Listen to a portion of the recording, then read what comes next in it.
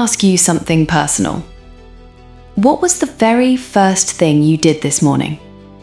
Like, before you even sat up? I already know the answer, because I used to do it too. Phone, straight away. Eyes barely open and already in someone else's world, someone else's drama, someone else's highlight reel. And then I'd spend the rest of the day feeling behind, scattered, like I was running to catch up with something I could never quite reach. Does that sound familiar? Here's what nobody told me, and honestly, what I wish someone had said out loud a long time ago. Your morning isn't just the start of your day, it's the foundation your entire mental state is built on. And if that foundation is shaky, rushed, reactive, empty, everything you try to build on top of it is going to feel hard, always. The people in the top 1%, the ones who move with intention, who follow through on what they say, who actually build the life they talk about, they don't have more hours than you. They're not wired differently. What they have is a morning. A protected, deliberate, intentional morning that resets who they are before the world gets a chance to decide for them. That's what I'm walking you through today. The 1% daily reset.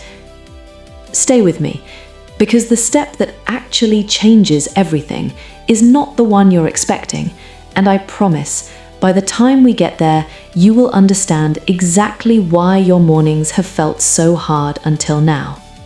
Let's start before you even get out of bed. Most of us hit snooze 2, 3 times, sometimes more. And honestly, I don't judge it. I did it for years. But here's what I didn't realize I was actually doing.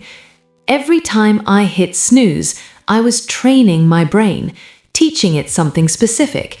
And what I was teaching it was this: your first decision of the day is negotiable. When something feels uncomfortable, backing down is fine.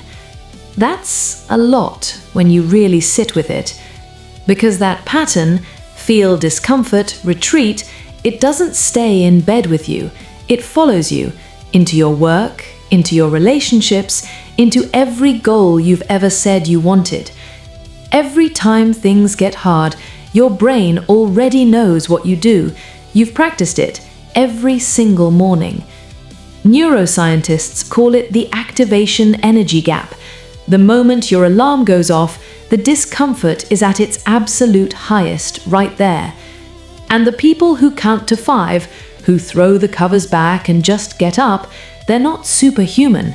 They've just decided that their word to themselves means something.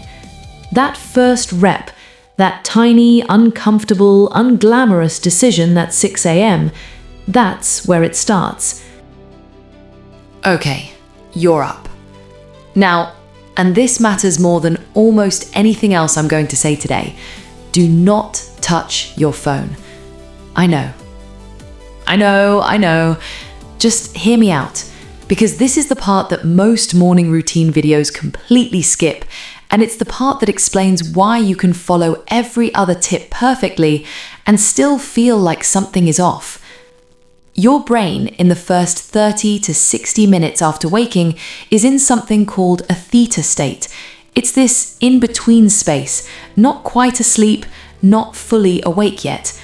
And in this state, your brain is genuinely one of the most open, creative, receptive states you'll be in all day. Most people immediately flood it with other people's content. When you check your phone first thing, you start your day already reacting, already comparing, already behind before you've even brushed your teeth. You hand your most valuable mental real estate to whoever sent you a notification last night. The 1% protect this window like it's money, because it is. So the phone stays down. You choose what enters your mind first. That's power. Real power, and it costs absolutely nothing. Quick question before we go further. And I want you to actually answer this. Drop it in the comments right now. When you wake up in the morning, which one do you reach for first? Phone or water? Just those two words, phone or water. I'm genuinely curious, and I have a feeling I already know the answer for most of you. Next, water, before coffee. I mean it. Your body just went 7 or 8 hours without a single drop of hydration, and your brain, roughly 75% water, is already slightly depleted before you've said good morning. Even mild dehydration, just 1 or 2%, that's enough to measurably affect your focus, your mood, your ability to think clearly. One big glass of water the moment you wake up. That's it. That's the move. And here's what I love about this habit. It's not just physical. There's something that shifts when you choose, before you do anything else, to take care of yourself. Your nervous system registers it. Today, we matter. Today, we're doing this properly. Small signals, huge impact, over time. Okay, here's the part I was most resistant to, and now it's the one I refuse to skip. Move your body before the day begins. Before you say it, I'm not asking you to wake up at 5 a.m. and do a full workout. I'm genuinely not that person either. 10 minutes, that's it. A walk outside, stretching on your bedroom floor, whatever you will actually honestly do, that is the right answer for you. But listen to what's actually happening when you move, because this is the part that nobody tells you, and once you hear it, you will want to do this every single day. Your brain releases dopamine, the chemical behind motivation, drive, focus, serotonin, which steadies your mood, and something called BDNF, brain-derived neurotrophic factor. Scientists literally call it miracle grow for the brain. It builds new neural connections, sharpens memory, calms anxiety. You are chemically upgrading your brain before 8 a.m. for free. The 1% aren't moving their bodies every morning to look a certain way. They've just figured out it makes them think sharper, decide better, handle the hard days without breaking. 10 minutes. Start there.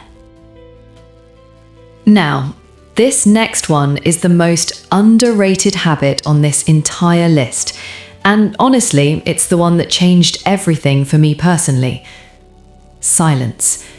Real silence. Not a podcast on low, not your playlist, actual quiet. I know it feels uncomfortable. That's kind of the point.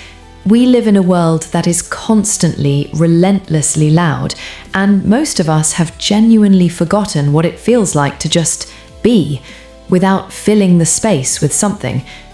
Research shows that even short periods of silence in the morning lower cortisol, your stress hormone, improve emotional regulation, boost creative thinking in ways that stimulation simply cannot. Here's what I've come to believe. The quality of your thoughts determines the quality of your decisions, and your decisions, every single one, shape your life. So if you want better outcomes, you need better thinking, and better thinking needs space. 5 minutes. Just 5. No input, just you. It will feel strange at first. Sit with it anyway. And the last step. 60 seconds. Most people never do this. Set your intention for the day. Not a to-do list, an intention. There's a difference, and it matters more than most people realize. A to-do list is a reaction. It's you responding to what the day demands. An intention is a declaration. It's you deciding in advance who you're going to be today. Before the noise starts, before the emails and the opinions and the group chats, ask yourself this one question. What would make today feel like a win? Not what needs to get done, what would make today feel like it mattered? When you have that answer before the day begins, you have a compass, and when the chaos comes, and it always does, you know what to come back to. The 1% don't let life happen to them.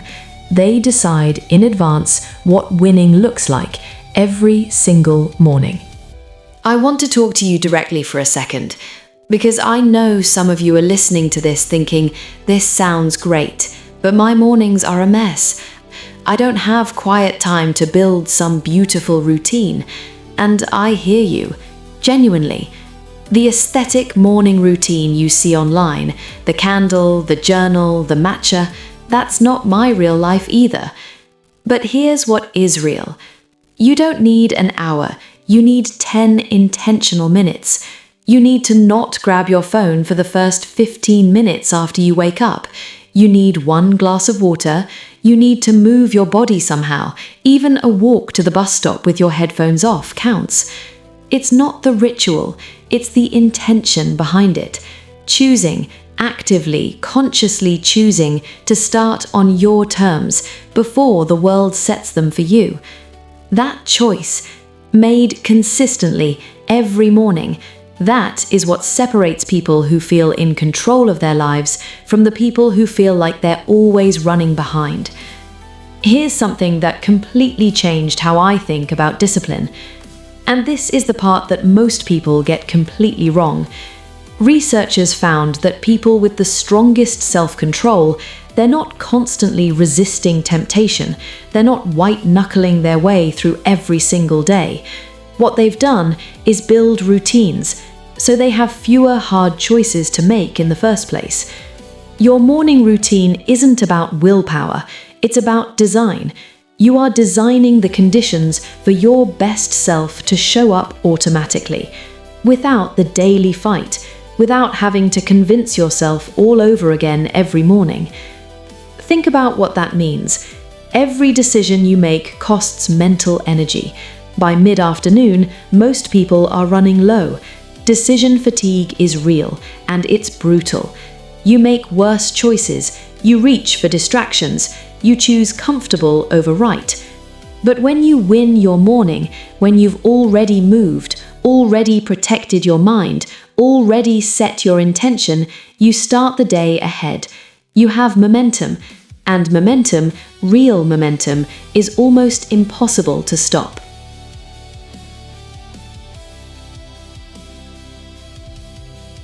So here it is, the full 1% daily reset.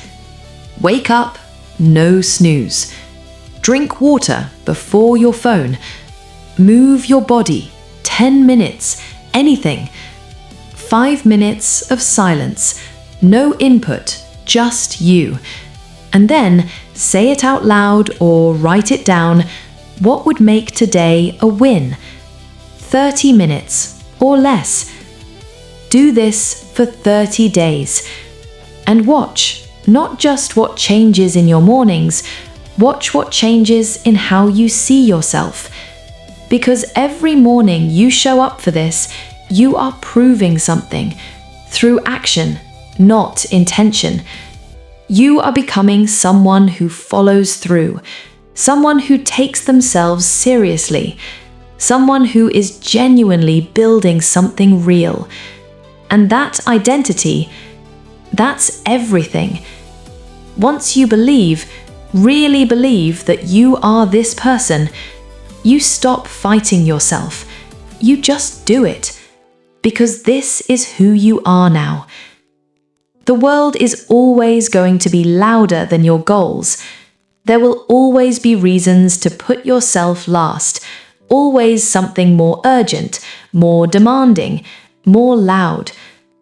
The morning is your window, your one quiet space to decide who you are before anyone else tries to tell you. Use it, protect it, own it. And if this resonated, if you're ready to take it even further, watch this next. Because a strong morning means nothing without the discipline to back it up. And we went deep on exactly that. Why discipline isn't what most people think it is, and what actually makes it last. It's on your screen right now. I'll see you there.